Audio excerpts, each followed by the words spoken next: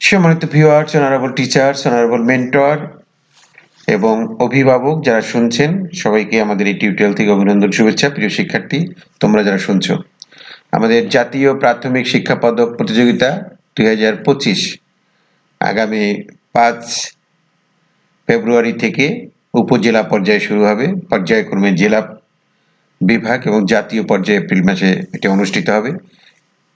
সেই পদক প্রতিযোগিতায় আমাদের শিক্ষার্থীদের জন্য অন্যতম ইভেন্ট হচ্ছে বিষয়ভিত্তিক কুইজ প্রতিযোগিতা। সেই কুইজ প্রতিযোগিতা সাধারণত 4টি বিষয়ের উপর হয়ে থাকে: বাংলা, ইংরেজি, গণিত এবং সাধারণ জ্ঞান। এই 4টি বিষয়ের তৃতীয় থেকে পঞ্চম শ্রেণীর প্রাথমিক শিক্ষার যে বইগুলো রয়েছে বিষয়ভিত্তিক, সেই বইগুলো থেকেই মূলত এই প্রশ্নগুলো করার কথা রয়েছে বা করা হয়ে থাকে। আমরা আইসিটি ট্রেনিং ফর অল চ্যানেলের পক্ষ থেকে বেশ কিছু টিউটোরিয়াল করে দিয়েছি। গত বছর অসংখ্য শিক্ষার্থী সেই সব টিউটোরিয়াল দেখে জেলা, উপজেলা পর্যায়ে, জাতীয় পর্যায়ে গিয়েছে এবং আমাদের তারা অভিনন্দন বার্তা পাঠিয়েছে। তারই ধারাবাহিকতায় এই বছর আমরা বেশ কিছু নমুনা প্রশ্ন করে দিচ্ছি। আজকের এই নমুনা প্রশ্নটি মূলত গণিত বিষয়ে। ইতিমধ্যে গণিত বিষয়ে নমুনা প্রশ্ন অনেকে আমাদের কাছে চেয়েছিলেন।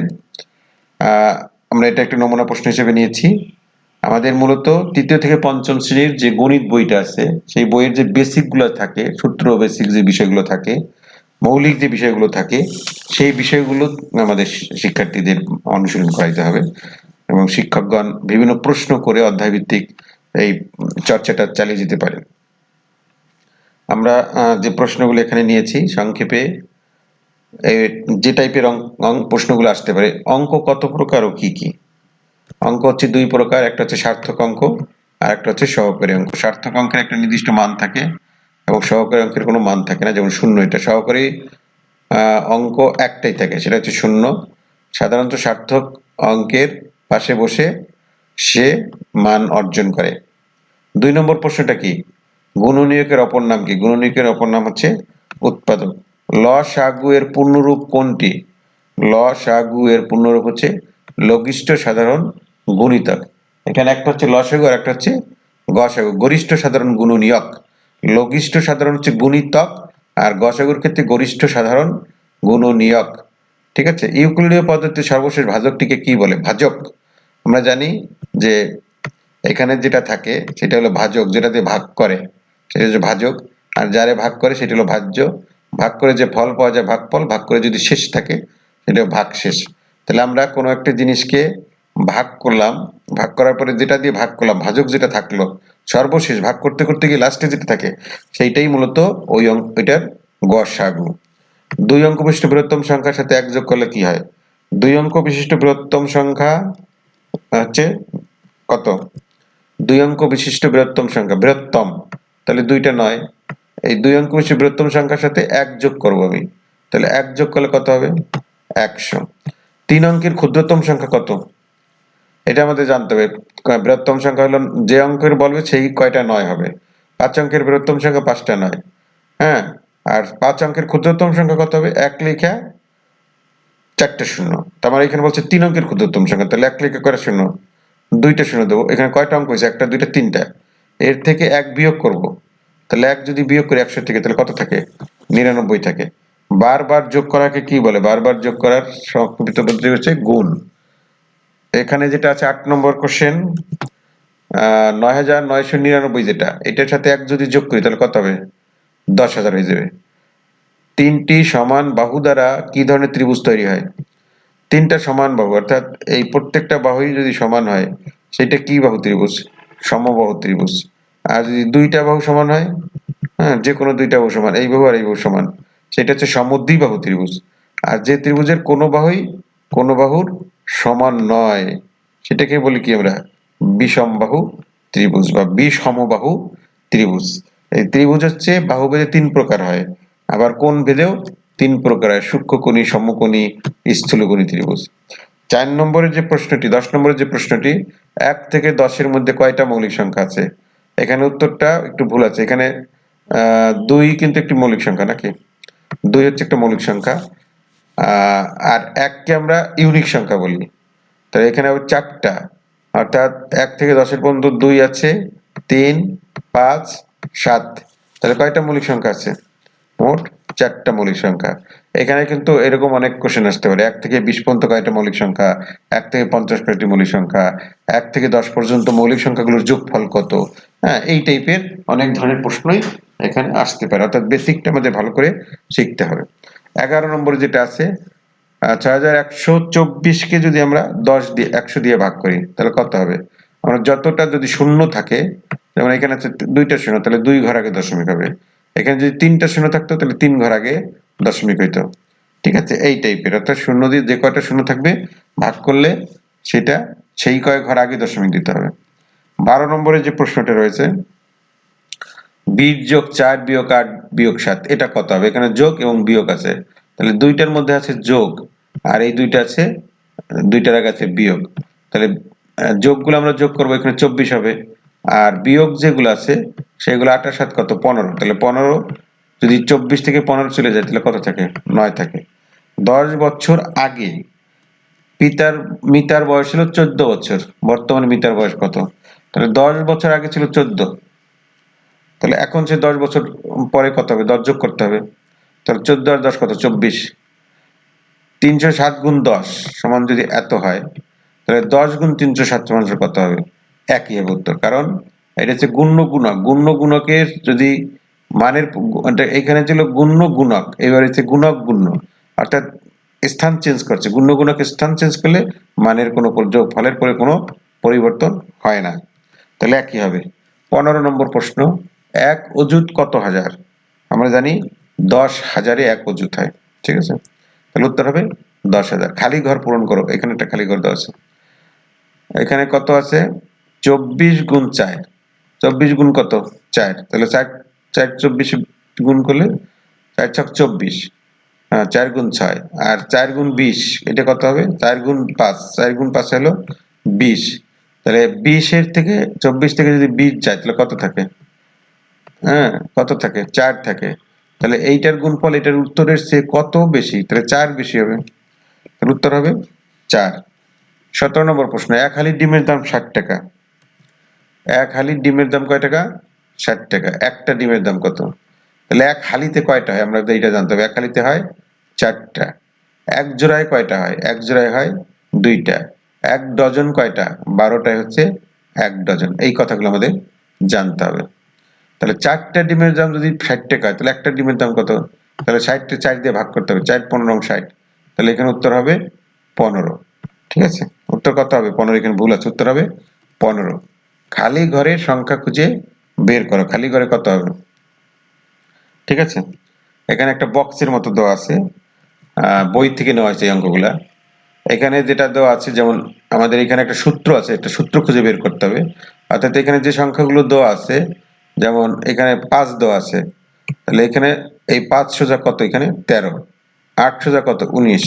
3 সোজা কত? 9। 7 সোজা কত হবে? এখানে কত হবে সেটা চাইছে, তাহলে সেটা আমি কিভাবে বের করব?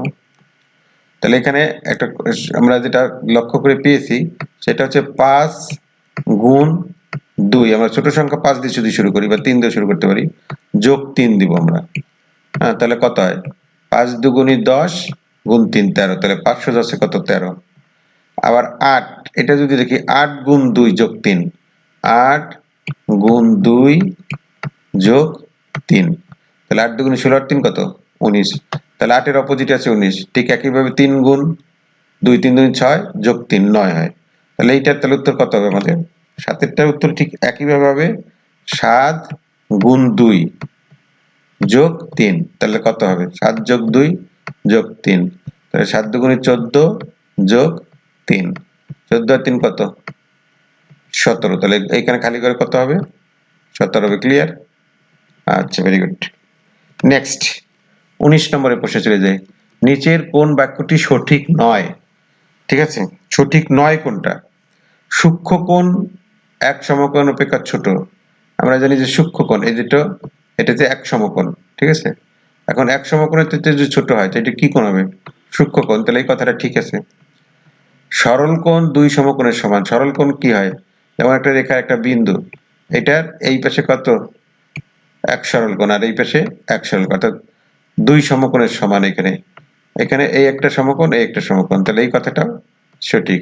স্থূলকোণ দুই সমকোণ অপেক্ষা বড় হয়। স্থূলকোণ যেমন এটা, এখানে যদি একটা বিন্দু নেই তাহলে এইটা হলো দুই সমকোণ, তাই এটার থেকে বড় হতে পারে।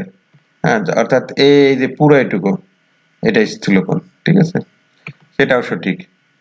তাহলে সকল বর্গই আয়ত, এইটা সঠিক নয়। কারণ সকল আয়ত বলতে কি, চারটা বাহু থাকবে, তাই না? চারটা বাহু থাকলে সীমাবদ্ধ ক্ষেত্রে এটা হবে আয়ত, কিন্তু সকল বর্গই আয়ত হবে না। যেমন বর্গ যদি চারটা বাহু সমান থাকে সেইটা কি আমরা কি বলি, সেটা তো বর্গগুলি। ঠিক আছে, তাহলে এইটা হবে ভুল, এটা মিথ্যা, সঠিক নয়। অঙ্কে লেখো 2222, তাহলে 2222 কিভাবে লিখবো? 2222। 998 থেকে 1 কম, তাহলে 998 থেকে 1 গেলে কত থাকে? 997 থাকবে। 1 কম কোন সংখ্যাটা? 1 মিটারে কত সেন্টিমিটার? 1 মিটার সমান সমান 1000 সেন্টিমিটার। উত্তর হবে 1000 সেন্টিমিটার। 20 টাকার 4টা নোট দিলাম, তাহলে 20 টাকার কয়টা নোট? মোট 4টা নোট, তাহলে 20 টাকা করে 4টা নোট দিব। তাহলে 4 দিয়ে যদি গুণ করি তাহলে 4 বিশা 80 টাকা বেরিয়ে যাবে। 24 নম্বরের প্রশ্ন, রেখার বৈশিষ্ট্য লিখো। রেখার দুইটা বৈশিষ্ট্য লেখো। রেখা, রেখার বিন্দুর সাথে একটি রেখাতে, দুইটি বিন্দুর সাথে একটি রেখা তৈরি হয়। এইটা বিন্দু আছে আর এই একটা বিন্দু আছে, এই বিন্দুতে এই বিন্দু একটা রেখা তৈরি হয়ে গেল। রেখার শুরু বা শেষ নাই, অর্থাৎ সেটা ডট ডট ডট ডট দিয়ে অনুকূলিত ভাবে চলতে পারে। রেখার শুরু বা শেষ নাই, চলতে পারে সে। চতুর্ভুজ, চারটা বাহু দ্বারা সীমাবদ্ধ ক্ষেত্রকে চতুর্ভুজ বলে। তাহলে চতুর্ভুজ হতে হলে 4টা বাহু থাকতে হবে, নাহলে তো চতুর্ভুজ হবে না। এটা একটা বৈশিষ্ট্য তার। আর 4টা বাহু থাকলে 4টা কোণও থাকবে তার। হ্যাঁ, তাহলে চতুর্ভুজে 4টা বাহু থাকবে, 4টা কোণ থাকবে, এইটা হলো চতুর্ভুজের বৈশিষ্ট্য। তোমার গণিত বইয়ের দৈর্ঘ্য আছে 20 সেন্টিমিটার আর প্রস্থ আছে 10 সেন্টিমিটার, তাহলে ক্ষেত্রফল কত হবে? তাহলে ক্ষেত্রফল সমান সমান কি? দৈর্ঘ্য গুণ প্রস্থ। তাহলে 20 গুণ 10 সমান 200 সেন্টিমিটার। সেন্টিমিটার গুণ করলে কি হয়ে যাবে? বর্গ সেন্টিমিটার। এখানে 0.1 গুণ 0.01 গুণ 0.001, এটা কত হবে? তাহলে এখানে মোট কত ঘর আগে? এখানে 3 ঘর আগে, আর এই 2, 3 2 5, এই 6, তাহলে মোট 6 ঘর আগে দশমিক দিতে হবে। 1 2 3 4 5 6, 1 2 3 4 5 6, এইখানে হবে দশমিকটা।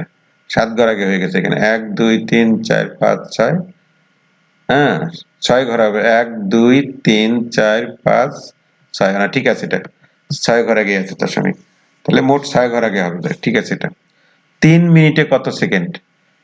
1 সেকেন্ডে কি 1 মিনিটে কয় সেকেন্ড? 60 সেকেন্ড। তাহলে 3 মিনিটে কত হবে? 60 গুণ 3 318, হ্যাঁ, অর্থাৎ 180 সেকেন্ড। এখানে মোট কয়টা ত্রিভুজ আছে?